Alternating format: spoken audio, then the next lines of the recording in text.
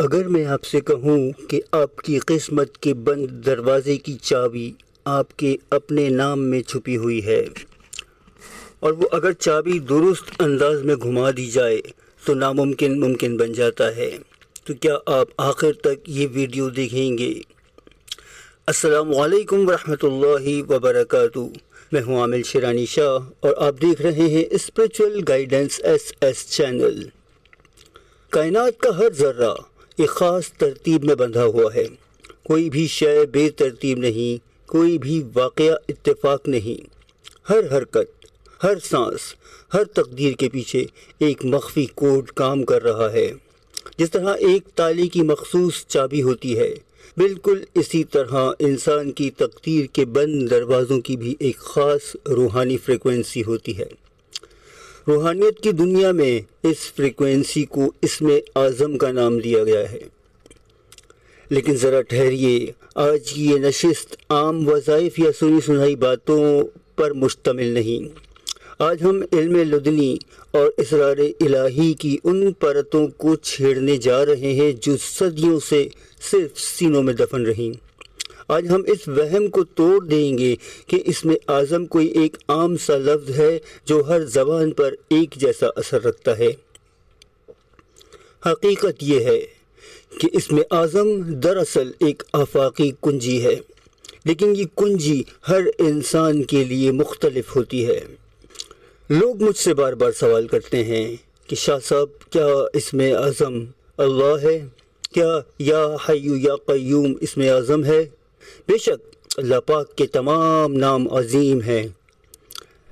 ایک بزرگ کا واقعہ مجھے یاد آ رہا ہے کہ ان سے کسی شخص نے سوال کیا کہ حضرت مجھے اسم اعظم تعلیم فرما دیں، تو وہ بزرگ نے بہت پیارا جواب دیا تھا کہ تم مجھے اسم اصغر بتا دو، میں تمہیں اسم اعظم بتا دوں گا۔ کہ اللہ کے تو تمام نام عظیم ہیں، اللہ کے تمام نام اعظم ہیں، لیکن اسم اعظم کی مثال اس تیز دھار تلوار کی سی ہے جو تبھی اپنا جوہر دکھاتی ہے جب تلوار کی ساخت اور اسے چلانے والے کا ہاتھ آپس میں ہم آہنگ ہوں۔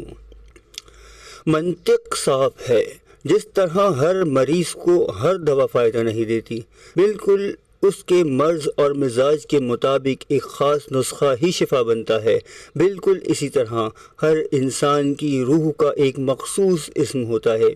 یہ وہ اسم ہے جو اس کے ستارے، اس کے عددی وزن، اس کی روحانی پیاس سے مکمل مطابقت رکھتا ہے۔ جس زبان سے وہ اسم ادا ہوتا ہے تو کائنات کی مخفی قوتیں خاموشی سے اس بندے کے حق میں مسخر ہونا شروع ہو جاتی ہیں۔ اب آئیے اس علم کی طرف جسے ہم علم ابجد، علم الاعداد یا علم جفر کہتے ہیں۔ یہ محض حساب کتاب نہیں، یہ کائنات کے ریاضیاتی نظام کی تفہیم ہے۔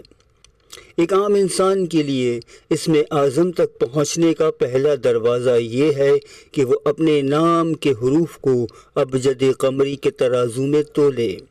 جب نام کے مجموعی اعداد نکل آئیں، ابجد قمری کا جدول تو آپ لوگوں کو عام مل جائے گا، اگر کسی کو نہیں یاد، جیسے کسی کا نام الف سے آتا ہے تو الف کے اعداد 1 ہوتے ہیں، بے کے 2 ہوتے ہیں، جیم کے 3 ہوتے ہیں، دال کے 4 ہوتے ہیں۔ اس طریقے سے جدول میں اپنے نام کے اعداد نکال لیں، تو پھر ان اعداد کے مطابق اللہ پاک کے صفاتی ناموں کا انتخاب کریں جن کی عددی قوت، جن کا نمبر آپ کے نام کے عدد سے متماثل ہو، آپ کے نام کے عدد سے ٹکراتا ہو، دونوں ایک جیسے عدد نکل آئیں تو یہ ٹکراؤ ہی روحانی ارتعاش پیدا کرتا ہے، جو دعا کو زمین سے اٹھا کر عرش بری تک پہنچانے کا ایندھن بنتا ہے۔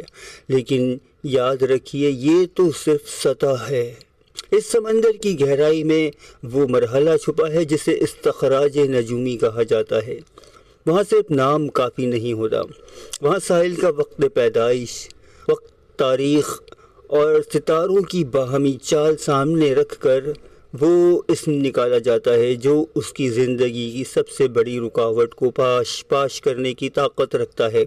یہ وہ فن ہے جس میں خطا کی کوئی گنجائش نہیں، کیونکہ یہاں کائنات کے نقشے کو سامنے رکھ کر قسمت کا تالا کھولتے ہیں۔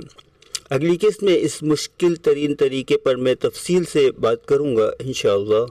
قسط دوم میں آپ جانیں گے کہ ایک ماہر فن ذائچے سے وہ خاص عزم کیسے نکالتا ہے جو ناممکن کو ممکن بنا دیتا ہے، اور ساتھ ہی رمضان المبارک کا ایک بھاری نایاب اور انوکھا وظیفہ بطور تحفہ دیا جائے گا جس کی ہیبت سے مشکلات کے پہاڑ بھی ریت بن جاتے ہیں، اور ان لوگوں کے لیے ایک بڑا اعلان بھی ہوگا جو روحانیت اور عملیات کے میدان میں سنجیدگی سے قدم رکھنا چاہتے ہیں۔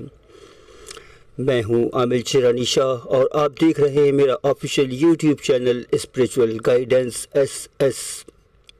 اگر یہ علم آپ کے دل میں کچھ ہلا گیا ہے تو ویڈیو کو لائک کیجئے، چینل کو سبسکرائب کیجئے اور کمنٹ میں ضرور لکھیے کہ آپ قسط دوم جاننا چاہتے ہیں۔